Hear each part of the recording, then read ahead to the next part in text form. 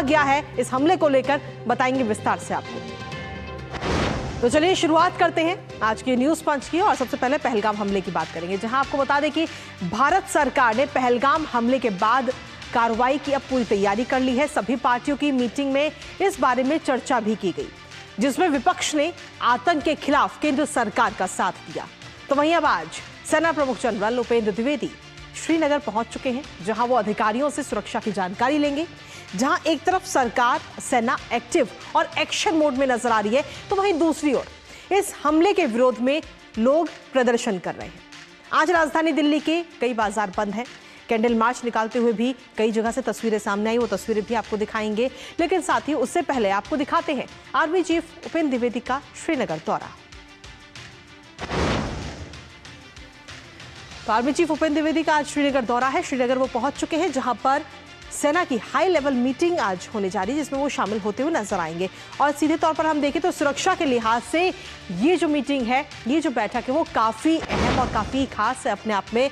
15 core के commander और राष्ट्रीय राइफल के अधिकारी इस बैठक में शामिल होते हुए नजर आएंगे। इसके साथ ही आपको बता दें कि वरिष्ठ कमांडर पूरे घटनाक्रम की जानकारी देंगे। 22 तारीख को जो पूरा घटनाक्रम हुआ, आतंकी हमला हुआ, उसकी पूरी जानकारी अधिकारी देते हुए नजर आएंगे।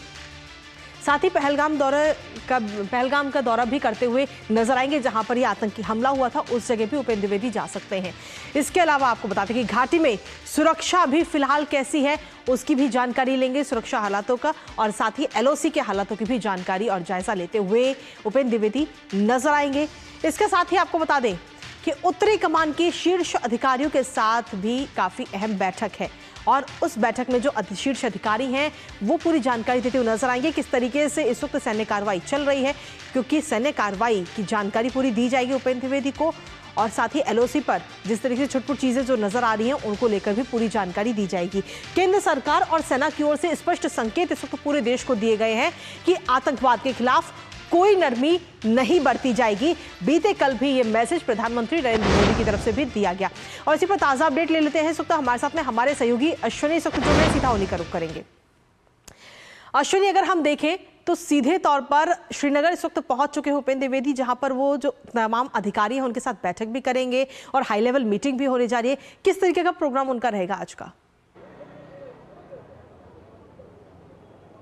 निश्चित तौर से आप ये समझिए सेनाध्यक्ष पहुंच चुके हैं। यहाँ पर बदामी बाग कैंट एरिया में जो जनरल ऑफिसर कमांडिंग का ऑफिस है गार्डन कार्प्स का, वहाँ पर वो हैं। वहाँ पर उस सेना के उच्च अधिकारियों से बातचीत कर रहे हैं, और साथ ही साथ जो सुरक्षा स्थितियाँ हैं, जो सुरक्षा चुनौतियाँ भी आतंकवादी हमले में जो पहलगाम का जो आतंकवादी हमला हुआ, उसके बाद जो सुरक्षा की स्थिति है उसकी वो समीक्षा कर रहे हैं। इसके बाद वो यहाँ के जो पुलिस है, पुलिस के शीर्षस्थ अधिकारी DGP, उनसे मुलाकात करेंगे, और उनका फिर उसके बाद यहाँ के लेफ्टिनेंट गवर्नर मनोज सिन्हा से मुलाकात करने का कार्यक्रम है।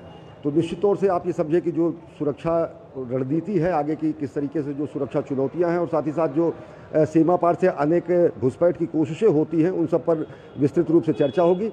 आज पाकिस्तान की तरफ से लाइन ऑफ कंट्रोल पर फायरिंग की गई है, उसका भी भारतीय सेना ने मुंहतोड़ जवाब दिया है। स्थितियां जो है सीमा पर निश्चित तौर से तनावपूर्ण बनी हुई हैं।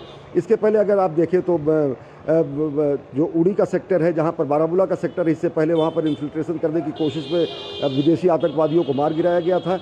सेना पूरी तरीके से चौकस है। लाइन ऑफ कंट्रोल पर हमेशा 24 घंटे 24/7 विजिलेंस तो रहती है। साथ ही साथ आप ये समझे कि जो लॉन्चिंग पैड पर बड़े रहने वाले टेररिस्ट हैं, जो आतंकवादी सीमा पार से देश में घुसपैठ करने की कोशिश करते हैं, हिली टेरेन होता है, हिली टेरेन के अलावा नए नए वो रास्ते ईजाद करते हैं। उन रास्तों को कहीं ना कहीं पूरी तरीके से फोर्टिफाइड करना, घुसपैठ को पूरी तरीके से रोकना, और सीमा पार से किसी भी तरीके की बेजा हरकत का माकूल मुंहतोड़ जवाब त्वरित तरीके से देना, ये पूरा का पूरा यहाँ पर सेना का हमेशा रणनीति रहती है। और उसी को और तरीके से सुदृढ़ करने के लिए यहाँ की सैन्य स्थिति, यहाँ के वर्तमान स्थिति का आकलन करने के लिए सेना प्रमुख यहाँ पर पहुंचे हैं। इसके बाद पुलिस के शीर्षस्थ अधिकारियों से बातचीत करने के बाद वो LG से मुलाकात करेंगे। ये उनका यही कार्यक्रम है। इसके साथ ही अश्विनी, अगर हम देखें तो इन आतंकियों में से 3 आतंकियों के स्केच भी जारी किए गए थे, और अब उनके नाम भी सामने आ चुके हैं, जिसमें कहा जा रहा है कि 2 आतंकी पाकिस्तान के हैं और 1 आतंकी जो है वो अनंतनाग का है। उसको लेकर क्या कुछ जानकारी अभी तक मिल पाई है? हाँ, देखिए, पूरी तरीके से 3 आतंकवादियों की पहचान की जा चुकी है। एक आतंकवादी जो है बिजबेड़ा अनंतनाग का माना जाता है, एक आतंकवादी जो है पुलवामा के त्राल का माना जाता है, और इनके खिलाफ जो है सीमित कार्रवाई भी की गई है। ऐसी खबरें आ रही हैं। उसके अलावा मैं आपको ये बताऊं कि पूरी तरीके से इनकी शिनाख्त की जा चुकी है। लश्कर-ए-तैयबा जो कि अलग अलग नामों से यहाँ पर अपने आउटफिट संचालित करता है, उन्हीं की ये आतंकवादी है, उन्हीं के गुर्गे हैं, उनकी पूरी तरीके से पहचान हो चुकी है।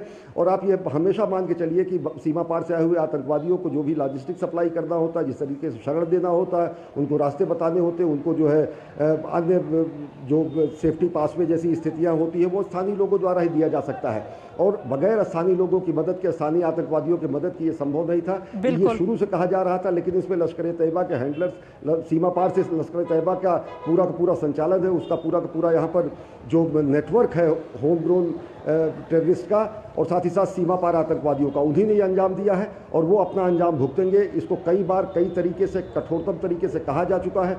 सीमित कार्रवाइयाँ शुरू की जा चुकी हैं। हाँ, ये है कि किस तरीके से उनको शिनाख्त करके उनको उनके अंजाम तक पहुँचाया जाए, और बड़ी संख्या में, सैकड़ों की संख्या में लोगों को पूछताछ के लिए इंटरोगेट किया गया है। उनसे शिनाख्त करने के बाद उनसे ये सब चीज़ें पता की जा रही है कि कौन कौन से अन्य तत्व हैं, कौन कौन से और मॉड्यूल हैं जो कि इस पूरे के पूरे हिंसात्मक, बर्बर, अमानवीय, पाशविक घटनाक्रम को अंजाम देने में शामिल रहे। और ये अंतिम तरीके से अंतिम निर्णायक लड़ाई होगी आतंकवाद के खिलाफ, जिसमें यहाँ के स्लीपर सेल की पूरी तरीके से कमर तोड़ दी जाएगी, सीमा पार पहुँचे हुए आतंकवादियों की कमर तोड़ दी जाएगी, और साथ ही साथ लश्कर-ए-तैयबा जैसे आतंकवादियों को, उनके संगठनों को नेस्तनाबूद करने का और कल्पनातीत उन पर एक्शन लेने की बात प्रधानमंत्री नरेंद्र मोदी ने खुद कही है। इसके साथ ही, क्योंकि आप खुद लगातार इस खबर पर बने हुए हैं, खुद इस वक्त लाल चौक पर भी मौजूद है, तमाम लोग वहां पर जो लोग हैं उनसे भी आपने बात की होगी, उन लोगों का क्या कुछ कहना है अभी तक इस पूरे हमले को लेकर के, क्योंकि इस हमले से सीधे तौर पर जो चोट लगी है वो है पर्यटन को वहां पर।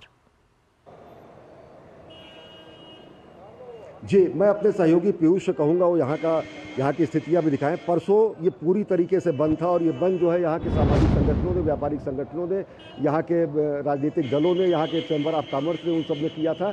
सारी दुकानें बंद थी, सारे तरीके से यहाँ पर हुजूम लोगों का हमला हुआ था। हज़ारों की संख्या में अलग अलग जगहों के लोग, अलग अलग संस्थाओं के लोग, चाहे वो ट्रेडर्स हो, चाहे टैक्सी यूनियन के हो, शिकारिया यूनियन के हो, लॉयर्स हो, सभी लोगों ने आकर यहाँ पे प्रदर्शन किया था। और उनका एक ही बुलंद नारा था कि टूरिस्ट हमारी जान है, और वो किसी भी तरीके से इस तरीके के हमले को बर्बर, कायराना और साथ ही साथ घाटी के तत्वों द्वारा न किया जाना बता रहे थे। लेकिन अब जब ये पूरी तरीके से स्पष्ट हो चुका है कि घाटी के आतंकवादी इसमें शामिल थे, तो ये स्थितियाँ पूरी तरीके से साफ हो जाती हैं।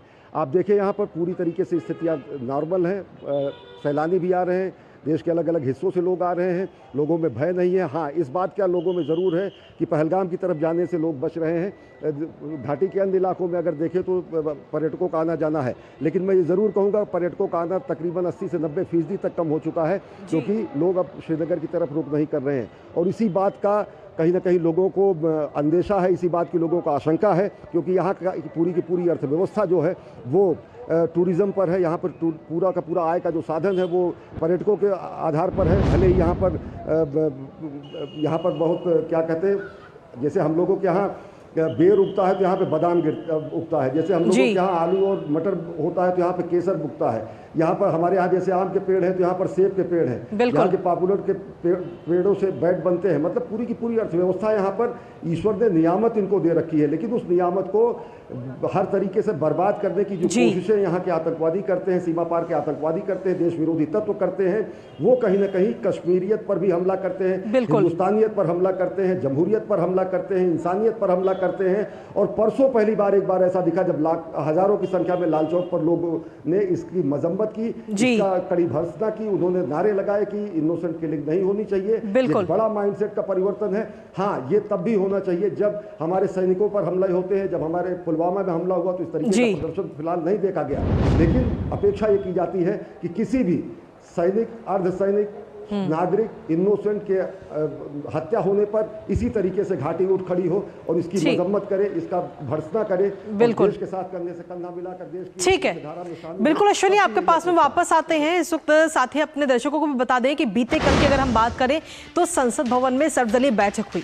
जिसमें केंद्रीय गृह मंत्री अमित शाह, रक्षा मंत्री राजनाथ सिंह, केंद्रीय मंत्री और भारतीय जनता पार्टी के राष्ट्रीय अध्यक्ष जेपी नड्डा, केंद्रीय मंत्री किरेन रिजिजू, विदेश मंत्री डॉक्टर एस जयशंकर, कांग्रेस अध्यक्ष मल्लिकार्जुन खड़गे, लोकसभा नेता प्रतिपक्ष और कांग्रेस के सांसद राहुल गांधी और तमाम अन्य नेता इसमें शामिल हुए। और जहां पर सभी दल आतंकवाद के खिलाफ एकजुट होकर एक सुर में नजर आए। सबसे पहले आपको दिखाते हैं कि बैठक में शामिल होने के बाद में केंद्रीय मंत्री किरेन रिजिजू ने क्या कुछ कहा है, वो आपको दिखाते हैं और सुनाते हैं। ये एक घटना ने माहौल जो खराब किया उसको लेकर के सबने अपना चिंता जताया। सब पॉलिटिकल पार्टी ने अपने अपने विचार को रखा और एक चीज़ सामने में आया कि देश को एकजुट और एक आवाज़ में खड़ा रह करके बोलना चाहिए और आतंकवाद के खिलाफ में एकजुट होकर के भारत को लड़ाई लड़ना चाहिए, ये सब ने माना है। और इसी के साथ ही बीते कल हुई सर्वदलीय बैठक में मल्लिकार्जुन खड़गे भी शामिल होते हुए नजर आए। कांग्रेस के अध्यक्ष हैं और उनकी तरफ से किस तरीके से समर्थन केंद्र सरकार को दिया गया वो आपको सुनाते हैं। पार्टी के साथ हुई जो राजनाथ सिंह जी ने प्रिसाइड किया, अमित शाह जी भी वहाँ थे। हमने सब लोगों ने मिल के जो पहलगाम में इंसिडेंट हुआ है उसको सभी लोगों ने कंडेम किया। ऑल पार्टी इर्रेस्पेक्टिव ऑफ ये वो ऐसा कुछ। और दूसरी चीज़ हमने ये कहा कि कश्मीर में शांति रखने के लिए वो अच्छा प्रयास करें और वहाँ पर शांति रखना ज़रूरी है। ये बात उनके सामने हमने रखा और उन्होंने ये कहा कि सभी एक्शन ले लें। और इसके साथ ही संसद भवन में हुई सर्वदलीय बैठक में AIMIM के प्रमुख असदुद्दीन ओवैसी भी इसमें शामिल हुए और उन्होंने भी केंद्र सरकार को आतंक के इस मुद्दे पर सपोर्ट करते हुए वो भी नजर आए। अपना समर्थन उन्होंने दिया और आतंक के खिलाफ एकजुट होते हुए नजर आए। क्या कुछ कहा असदुद्दीन ओवैसी ने वो भी आपको सुनाते हैं इस बैठक के बाद। हमारे संविधान में आर्टिकल 355 है जो ये कहता है कि यूनियन पर एक ड्यूटी है एक्सटर्नल एग्रेशन से स्टेट्स को बचाने के लिए। तो ये तीनों चीज़ें हैं सरकार के सामने और वो जो मुनासिब समझते हैं इन टेररिस्ट ग्रुप के खिलाफ, जिस देश में इन टेररिस्ट ग्रुप को पनाह दी जा रही है, मदद दी जा रही है, उनको पूरी ताकत दी जा रही है, उनके खिलाफ एक्शन ले सकते हैं। इन दहशतगर्दों ने किसी का रिलीजन पूछकर उनकी जान ली, वो कंडेमनेबल है। मेरे पास तो अल्फाज भी नहीं है। तो इस आतंकी हमले की चौतरफा निंदा तो हो ही रही है, लेकिन साथ ही इस वक्त पूरा देश जो है वो एकजुट है, पूरा विश्व भारत के साथ खड़ा हुआ नजर आ रहा है इस आतंकी हमले को लेकर के।